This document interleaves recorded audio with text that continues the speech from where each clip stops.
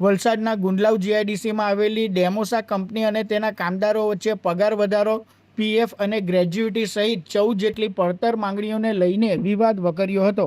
આ દરમિયાન કંપની દ્વારા અંદાજે 243 કામદારોને છૂટા કરી દેવામાં આવ્યા હતા, જેના કારણે મામલો વધુ વણસ્યો હતો.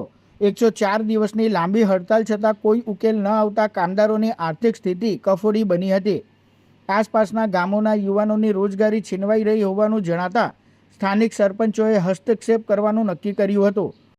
આજ રોજ એવો માહોલ હતો કે જો કંપનીના વર્કરોને લેવામાં ન આવે તો કંપનીને અમે અલ્ટિમેટમ આપવાના હતા કે જો અમારા ગામમાં જો અમારા લોકલ માણસો જે ગરીબ માણસો છે, વર્ષોથી નોકરી કરતા આવેલા માણસોને જો તમે નોકરી પર ન રાખો તો કેમ ચાલે? જો તમે બહારના વ્યક્તિને નોકરી પર રાખી એ લોકોને રોજીરોટી આપો, એના કરતાં અમારા ગામના જે લોકો છે, જેઓ 527 જેટલા લોકો જેઓ રેગ્યુલર કંપનીને આજે કંપનીના મેનેજર અને એચઆર અને ગામના આગેવાનો તથા અમારા સરપંચો દ્વારા જે આ લડત એમની સાથે રહી ઉપાડેલી, તો એમનો સુખદ આજે સમાધાન થયું છે અને કંપનીએ શિડ્યુલ વાઇઝ એ લોકોને 107ના જે શિડ્યુલ છે કંપનીને જરૂર પ્રમાણે તે પ્રમાણે નોકરી લેવાની બાંયધરી આપી છે.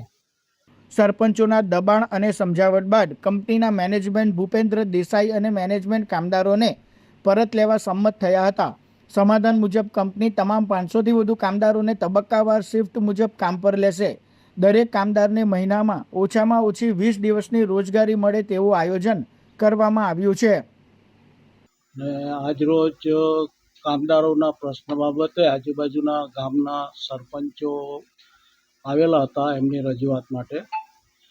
એમની જોડે ચર્ચા વિચારણા થઈ.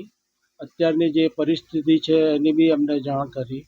એ હિસાબે એમણે એવું કીધું કે કામદારોને 20 દિવસની રોજી મળે એ હિસાબે તમે શિફ્ટ શિડ્યુલ બનાવો અને બધા કામદારોને સમાવી લેવાના. એ રીતની આજ ચર્ચા થઈને વાતચીત થઈને નક્કી કર્યું.